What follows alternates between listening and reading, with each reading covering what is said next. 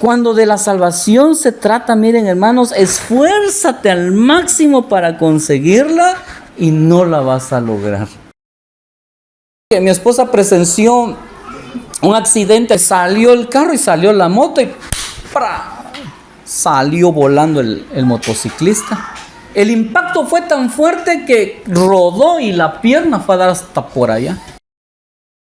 Es un regalo. Jesús lo pagó. Solo tienes que recibirlo. Si no eres salvo por gracia, no eres salvo. Y tuve la fortuna de que ellos fueran mis maestros, por lo tanto, me tocó recibir esa doctrina todavía, ¿verdad? Muy pura, porque la recibí, por decirlo de alguna manera, de primera mano. Les he contado cómo esto se ha ido alterando al paso de los años en nuestra zona, debido a que se trajo el evangelio como tal, y el evangelio a predicar en misioneros es uno, el de salvación. Eres salvo por gracia, por tu fe en Jesucristo. Hay cielo, hay infierno. Los mensajes que siempre usted escuchó, los que son mayores acá, deben recordar en su infancia o en su juventud. Mi hermano Abel debe recordar aquellos tiempos de las campañas evangelísticas que eran campañas, ¿verdad? Y el mensaje de salvación era ese. Hay cielo, hay un infierno, Cristo viene, eres pecador, arrepiéntete, Jesucristo salva. Ese era el mensaje.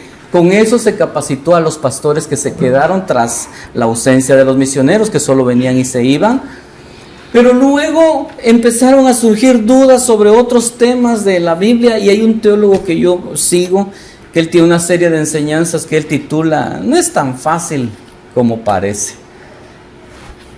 Y cuando personas sin la teología básica y sin las herramientas básicas de interpretación se dieron a la tarea de tomar las escrituras y enseñar otros temas que no fuera el de salvación, comenzaron a agregar tradiciones, interpretaciones literales de pasajes de la Biblia, y surgió un sinfín de cosas como las que hemos visto ya en ocasiones, que es las diferencias, que si aplaude, que si no aplaude, que si se corta el cabello, que si usa falda o usa pantalón, que si debe cantar himnos o si debe cantar alabanzas, y que bla, bla, bla, bla, bla, que son temas, hermanos, meramente secundarios.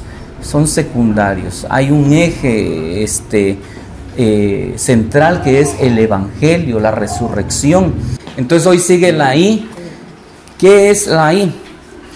Iglesia cuyos miembros son salvos por gracia.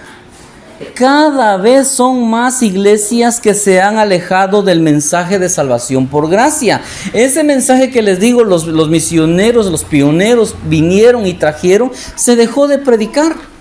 Hoy día, si usted asiste a una iglesia X, la que sea, escoja uno al azar, difícilmente va usted a escuchar el evangelio de Jesús. Y un pastor dijo: da tristeza que llamándonos evangélicos y siendo evangélicos, lo último que se predique sea el evangelio de Jesucristo. Se están dando temas de tan diversos sobre la familia, sobre la prosperidad financiera, sobre finanzas, sobre sanidad, etcétera, y se ha descuidado este tema. De hecho, un pastor me dijo: no, David, ese mensaje, dijo, lo predicaban allá nuestros viejitos, que si el pecado, el infierno. No, ya la gente no quiere saber nada de eso. Y ahorita temas de psicología, la familia, no fuimos mandados a predicar otro mensaje. El evangelio de Jesús es el mensaje que se predicó desde hace 2000 años y es el que se debería seguir predicando, mis hermanos. Empecemos por comprender la palabra gracia. Gracia, definido de una manera muy simple, significa regalo inmerecido. Un regalo que no merecemos, algo que no te ganas, algo que obtienes sin mérito alguno, sin esfuerzo, sin pagar y de nuevo sin merecerlo. Eso es gracia. Como cuando un boxeador va, pelea, su esposa ni siquiera lo quiso acompañar. Mira mi pelea y es de campeonato. Anda tú, dijo, a mí no me gusta esa cosa, dijo.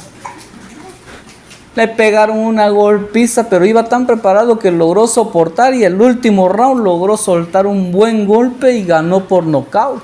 celebró, le dieron su cinturón, todo apaleado, llegó, fue a buscar a la esposa y dijo, mi amor, mira mi cinturón. Dijo, quita eso. Dijo, ¿cuánto te pagaron? Dijo,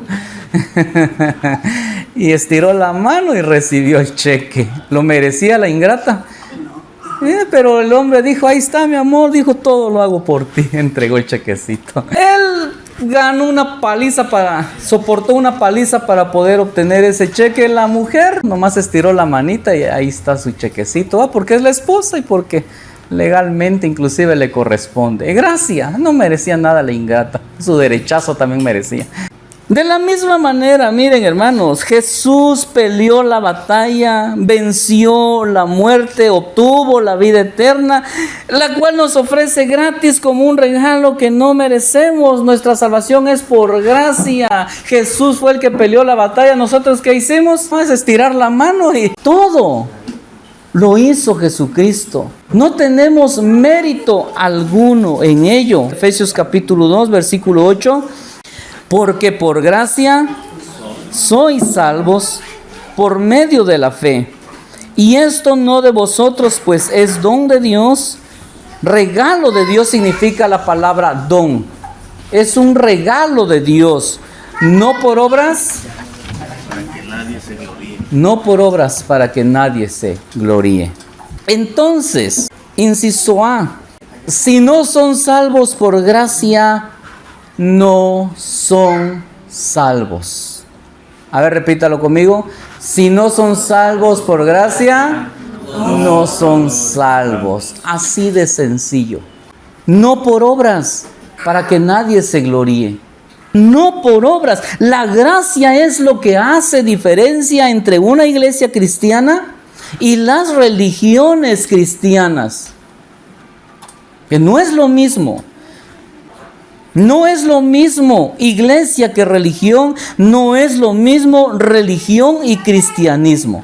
La diferencia entre religión y cristianismo es la siguiente. La religión es el intento del hombre para tratar de llegar a Dios. El cristianismo es el intento de Dios para llegar al hombre. Y digo intento porque no siempre lo logra. No todos se salvan. La religión es Adán y Eva cosiendo hojitas de higuera para cubrir su vergüenza, para cubrir su pecado. Religión es las buenas obras de las personas tratando de aquietar su conciencia porque sabe que algo malo hizo. Gente religiosa es aquella que predica porque cree que está haciendo eso se va a salvar. Obras. Si adquiero conocimiento me podré salvar. Obras. Haciendo buenas obras, yendo a la iglesia, ayudando a los necesitados, etcétera. Obras. Eso es religión. Eso es religión. La religión funciona así. El hombre ha usado las buenas obras para aquietar su conciencia de sus malas obras. Sí robé, pero con lo que robé ayudo a los necesitados, decía Robin Hood, ¿verdad? Los mafiosos de nuestro país han construido iglesias, han pavimentado calles, han construido escuelas, han hecho tantas buenas obras porque sí hago cosas malas, pero hago más cosas buenas que el mismo gobierno y eso aquieta sus conciencias porque piensan, estoy haciendo también algo bueno. Es que sí pequé, pero guardo el sábado. Es que no como puerco. Voy a la iglesia, sí, pero también te enojas, mientes y hasta haces cosas peores. Somos pecadores. Las cosas buenas que hacemos no alcanzan para salvarnos. Ciertamente no hay ninguno, dice la Biblia, ninguno que haga el bien y nunca peque. Y con un solo pecado que cometiera, Santiago dice que si obedecieres toda la ley, pero fallares en un solo punto, te haces culpable de todo. Las buenas obras no sirven, no por obras, para que nadie se gloríe. Versículo 4 de nuestro pasaje. Pero Dios, que es rico en misericordia, por su gran amor con que nos amó. 5. Aún estando nosotros muertos en pecados, ¿qué hizo? Nos dio vida juntamente con Cristo. Léame lo que está en paréntesis. Por gracia sois salvos. Romanos 3:27. Léalo conmigo, dice, ¿dónde pues está la jactancia? Queda excluida. ¿Por cuál ley? ¿Por la de las obras? No, sino por la ley de la fe. Concluimos pues que el hombre es justificado por fe sin las obras de la ley. Amén. ¿Y dónde está el orgullo? Dice.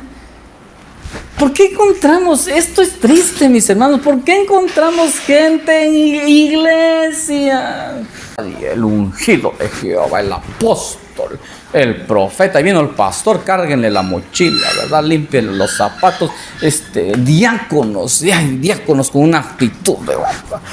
El diácono es servidor, es lo último que hacen, nomás dar órdenes saben hacer. ¿Piensan que los ordenaron para ordenar? Estamos para servir.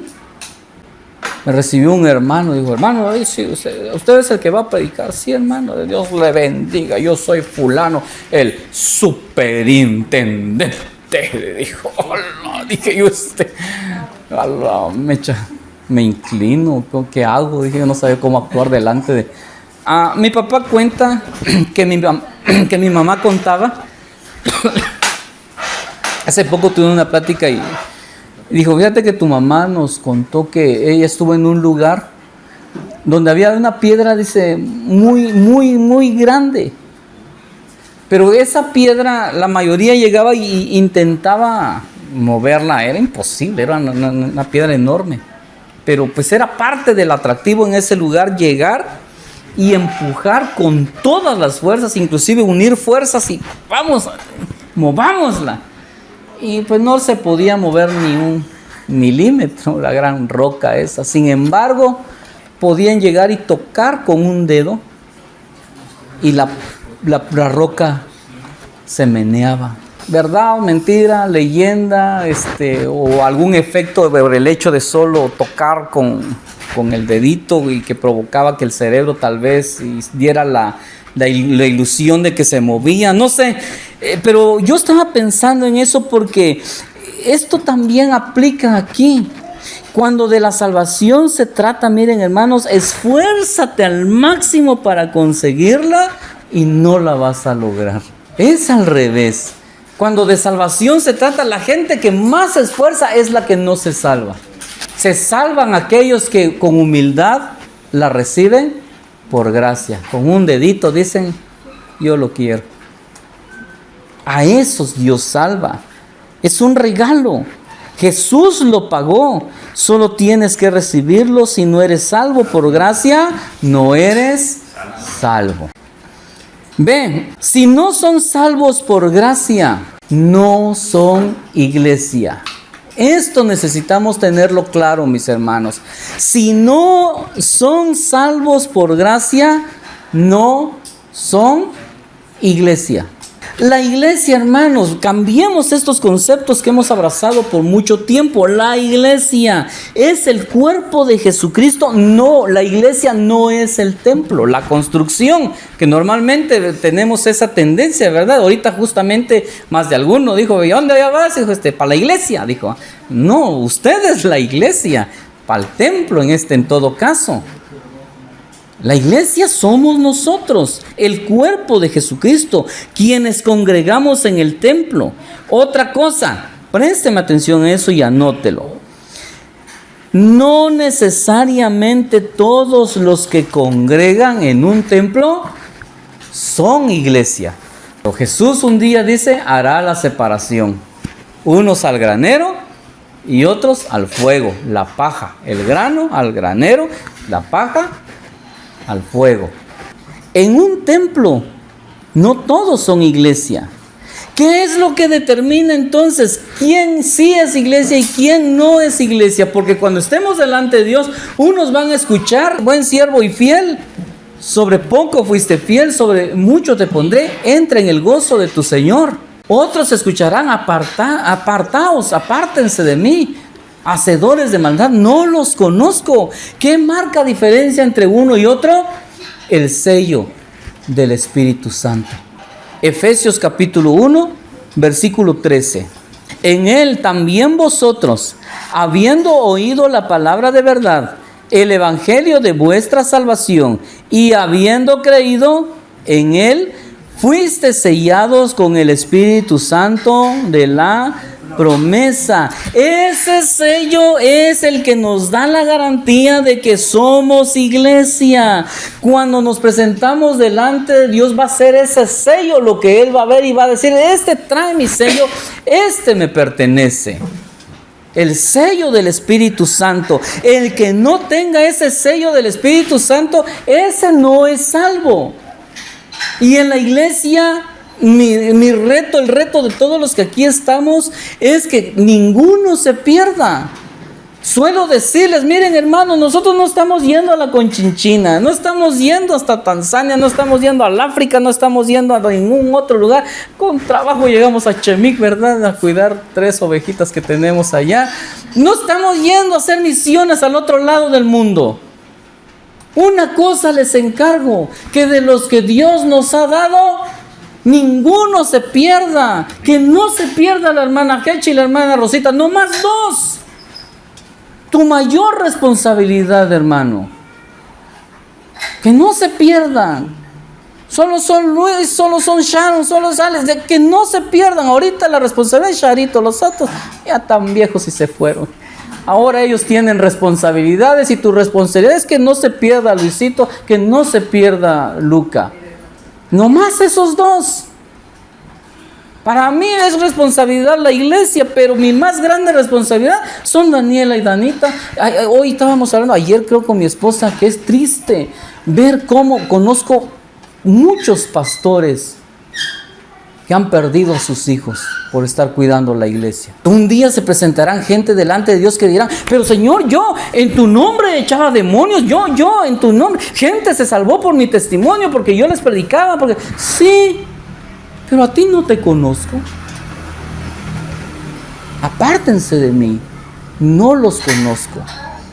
Y yo digo: estos predicaban, eran pastores, eran evangelistas, eran misioneros, y ellos mismos no eran salvos. Un día una persona me dijo: pastor, ¿pero cómo es eso? Pues dijo: porque yo conozco a mi vecino, y yo lo conozco, y mi vecino se emborracha, maltrata a su mujer, la engaña. El tipo es la peor persona que usted se puede imaginar, pero tiene una labia, dijo. Ahí en donde vivimos nadie, ni quien le crea, dijo, pero se va porque lo invitan a predicar campañas a diferentes lugares.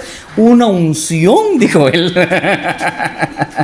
Cómo Dios lo usa, sube a la plataforma, predica el evangelio, las almas vienen a Cristo. Y yo digo: yo oro, ayuno, me esfuerzo por agradarle a Dios, predico, no se salva uno, pero cómo Dios lo usa. ¿Por qué, pastor? ¿Por qué pasa eso? Porque este es el pasaje.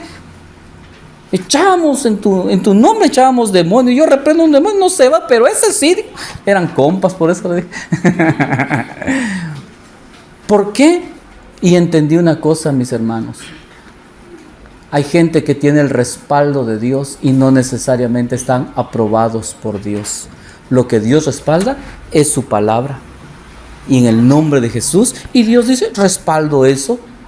Pero a ti no te conozco.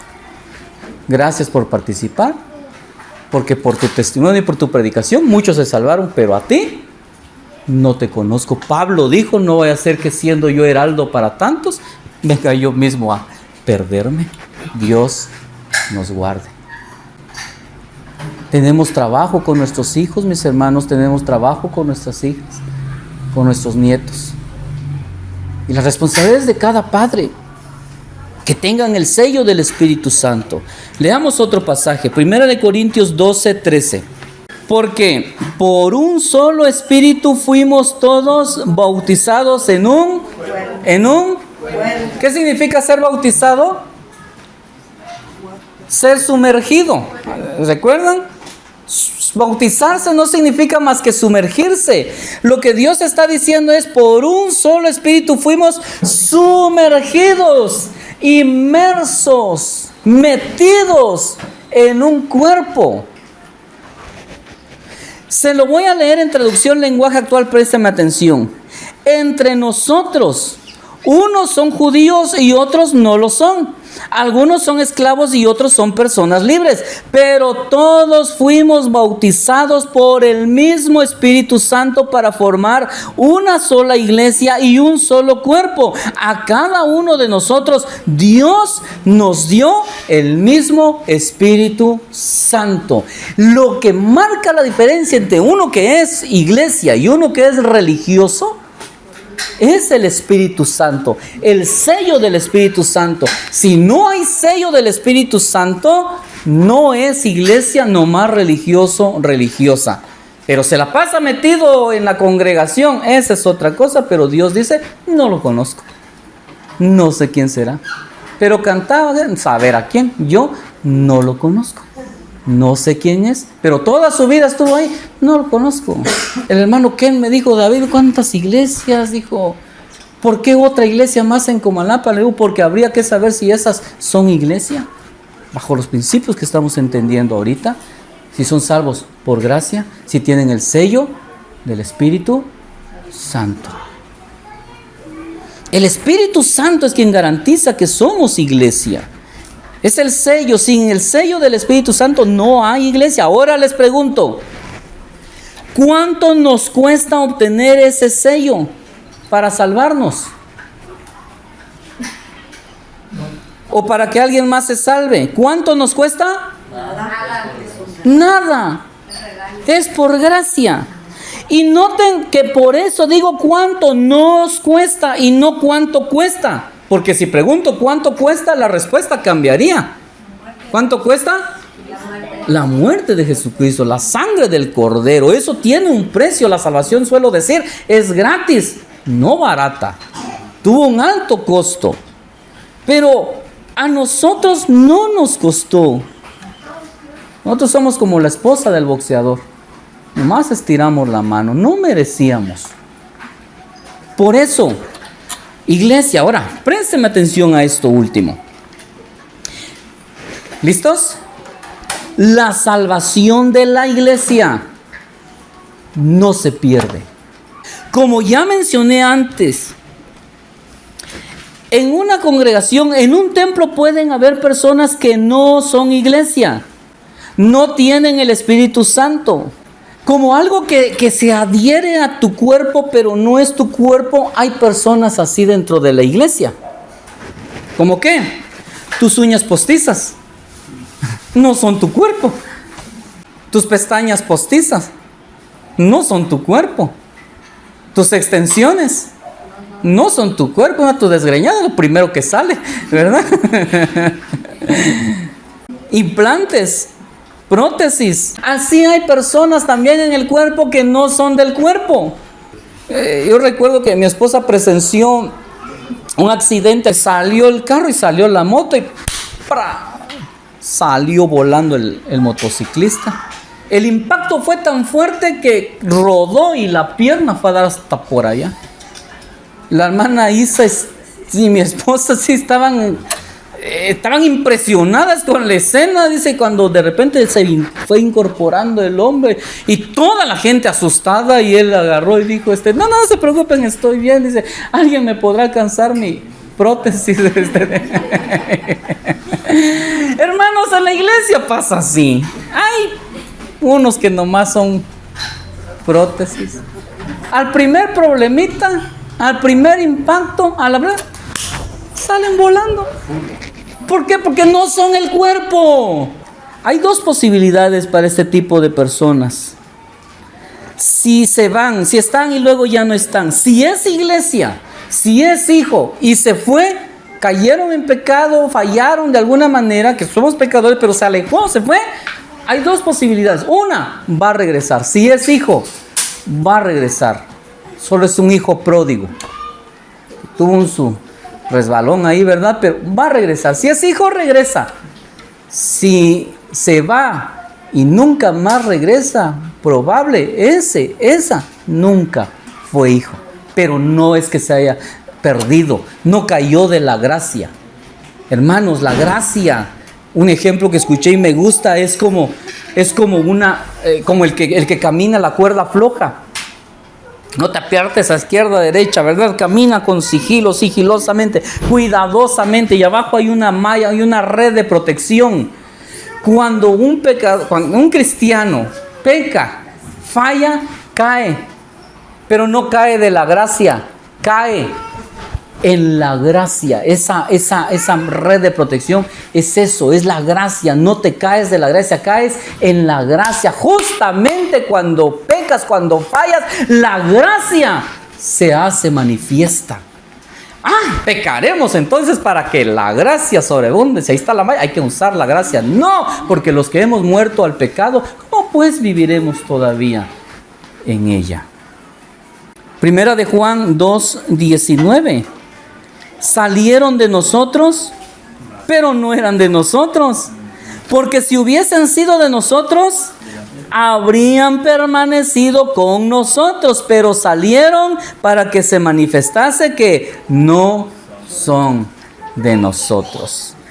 Es triste, hermanos, pero normalmente, si no permanecen, las posibilidades de que no sean salvos son muy altas. A ver, todos digan conmigo: el que es, permanece. Amén. No sale volando al primer impacto. Ahora, si la salvación se pierde, pensemos que esa es nuestra doctrina. Creemos que la salvación se pierde. ¿Qué tendrías que hacer para que esa salvación se pierda? ¿Qué sería lo que provocaría que se pierda esa salvación? Alejarse de Dios. Más específicamente, pecar. El pecado provocaría que pierda su salvación. Entonces, pecar. Ahora, ¿cuántos aquí pecan? Entonces, ¿eres salvo? Si esa es nuestra doctrina, que la salvación se pierde, ¿eres salvo? No. Si para perder la salvación hay que pecar, tiene que pecar. Pero si todos los que estamos aquí, si decimos que no tenemos pecado, nos engañamos nosotros mismos, entonces ¿eres salvo? No, si en esa doctrina no. Es por eso que una persona que cree que la salvación se pierde, no es salvo. No es salva. Porque está basando su salvación en obras. Señor, ya estoy entendiendo. Si una persona de esa doctrina muere repentinamente, ¿cómo podría haber seguridad de su salvación si a cada momento viven, ya la tengo, ya lo perdí, no, ¿dónde lo dejé? ¿No lo viste por ahí? Y de repente lo sorprendió la muerte, justo cuando buscando su salvación andaba, a saber dónde lo había dejado, lo perdió. ¿Cómo tendría la seguridad? Esta doctrina no tiene bases en la fe. Porque ¿a qué hora sabrías si lo tienes o ya lo perdiste? Más bien no lo tienes, porque ¿de qué pecas? Pecas. Juan 3:16. Porque de tal manera amó Dios al mundo, que ha dado a su Hijo unigénito, para que todo aquel que en Él cree no se pierda, mas tenga vida eterna. ¿Se pierde el que ha creído en Jesús? ¿Qué ha obtenido por el hecho de haber creído? Vida eterna. En el momento que creíste, según Efesios 1:13, fuiste sellado con el Espíritu Santo. Según Juan 3:16, en el momento que creíste, obtuviste. Y sellado. Un sello es inviolable, no se quita. ¿Pecaremos para que la gracia sobreabunde? De ninguna manera, dijo el apóstol Pablo. La persona se sale de la iglesia y tiene una vida mundana y muere. Primera de Juan 2:19, salieron de nosotros, pero no eran de nosotros. Es que una persona que ha nacido de nuevo, hermano, se lo voy a poner así, una persona que ha nacido de nuevo ya no peca a gusto.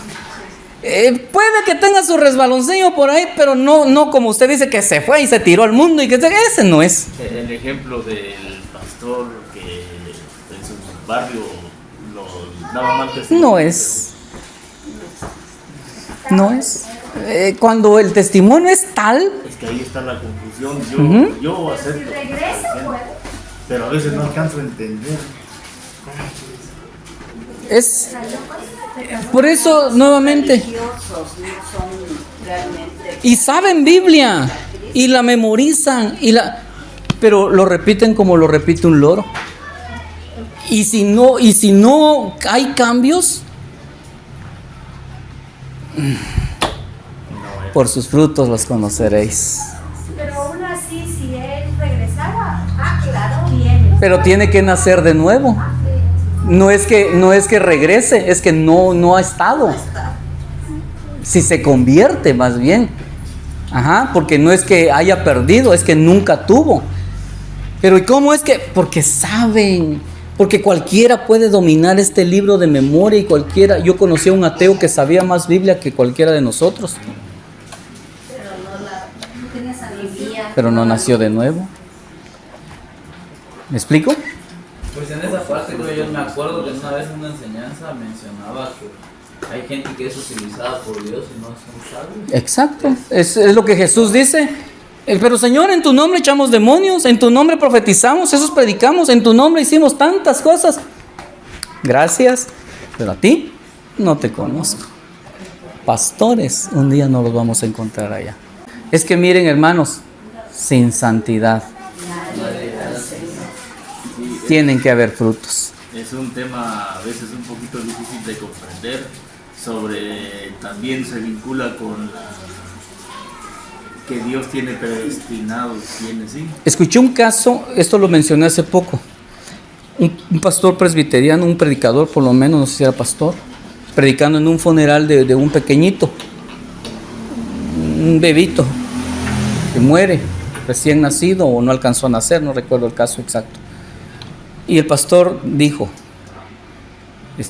quiero consolar a la familia porque él ya está en la presencia de Dios. Dios no quiso que sufriera en este mundo. Yo creo eso, esa es mi doctrina. Yo creo que Jesús dijo, los niños, dejad que los niños vengan a mí porque el reino de los cielos es de los tales. Yo creo que un niño es salvo. Si parte a la presencia de Dios un niño es salvo. Yo creo eso. No me checó cuando él lo predicó porque él era presbiteriano y él cree en la doctrina de la predestinación. Y si que él cree en la predestinación, ¿quién me garantiza que esa chiquitita es predestinada para ser de Dios? Tal vez no. No tengo la seguridad para decir que es salvo o no. Él no podía decir, él ya está en la presencia de Dios, porque ¿quién le garantiza que ese niño o niña era predestinado? No sé si me explico. No hay fe, no hay nada certero, no hay certeza. Son muchas cositas que se tendrían que considerar, pero en sí tenemos que entender esto. Número 1, somos salvos por gracia. Si no eres salvo por gracia, no eres salvo. Si no eres salvo por gracia, no eres iglesia. Y el último, la salvación no se pierde. Por eso leí Juan 3:16, estaba terminando con eso. Desde el momento en que obtienes la vida eterna, porque creíste, pregunta, respóndeme esto. Si la pierdes, ¿es eterna? Cuando usted recibió a Cristo, ¿usted recibió vida? Si la pierde, ¿es eterna? Es temporal, que ahorita lo tiene, mañana ya no. Pero nosotros recibimos vida eterna. Entonces, cuando Pablo enseñaba estas cosas, sin duda surgieron dudas como estas, pero ¿y si vuelvo a pecar? Sí, volvemos a pecar. Somos pecadores, fallamos, pero ya no fallamos tan descarado como era una vida sin Cristo, pues. Por eso Pablo, alguno dijo, entonces, ¿cómo así?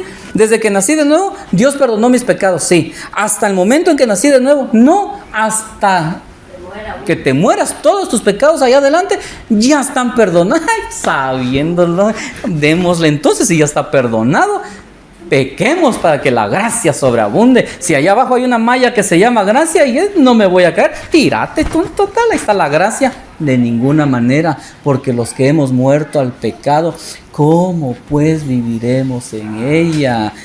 ¿Me explico? El salvo siempre va a estar luchando por apartarse de su pecado. Si usted tiene una tentación, que sin duda la tiene, yo la tengo, todos la tenemos, una debilidad, Pero usted sabe que tiene esa debilidad y lucha, y lucha, y lucha. El que no es salvo, no lucha. Se tira al lodo y ¿qué le importa? Feliz entre los marranos, en el chiquero. Y no hay culpa, no hay conciencia, no hay arrepentimiento, no hay dolor, compungimiento por el pecado. El salvo, ese nunca más peca a gusto. Cuando por alguna razón falla, hay dolor, hay tristeza por ello. Vida eterna, si se pierde, no es eterna. Gracias, mis hermanos. Gracias.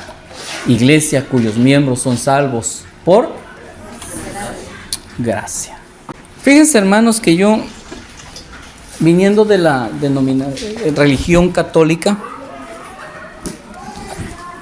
yo desde jovencito siempre tuve problemas gástricos, gastrointestinales. Y uno, dos, en mi casa, mi mamá, mi papá siempre tuvieron el cuidado, más mi mamá era así, chanclitas siempre hubieron. Yo nunca anduve descalzo. Yo admiro cuando veo que esos chamaquitos que las patitas tumbando y piedra y saber qué, y la mecha, ¿cómo pueden? Yo nunca pude, no puedo. Pensando en estas dos cosas, yo un día, de veras, eso pasó. Me detuve a observar en Semana Santa, en diciembre, cuando corren la antorcha, descalzos, en la carretera o en el pavimento, o en tierra, en piedras, en grava, se desangraban. Yo decía, ay, mi piecito, yo no aguanto correr 2 metros. Y luego pensar, y no, me contaron, no, estos vienen desde la basílica, mira su cara, bien quemado, bien cansado, eso no han comido, ni, dice, ay, mi gastritis. Y yo, de verdad, esto lo hice. Yo un día le dije al Señor, oré, y dije, Señor, no hay otra manera, yo no me voy a salvar. Si esa es la manera, estoy perdido. Y si es por buenas obras, y veo que muchos daban dinero a la iglesia, sí, yo tampoco tengo, estoy pero perdido. Mi pie no sirve para correr, mi estómago no sirve para aguantar hambre, mi bolsa no sirve para pagar indulgencias, dinero no tengo. Por eso cuando un día descubrí Efesios 2:8, porque por gracia son salvos por medio de la fe. Esto no es de vosotros, es un regalo de Dios. Yo estiré mi manota, ¿cómo que no? Yo dije, de aquí soy, aquí es. No por obras, para que nadie. Y eso es lo que debe mantenernos con la mirada abajo, mis hermanos, con humildad. No tenemos mérito alguno en la salvación que hemos obtenido de nuestro Dios. Oremos.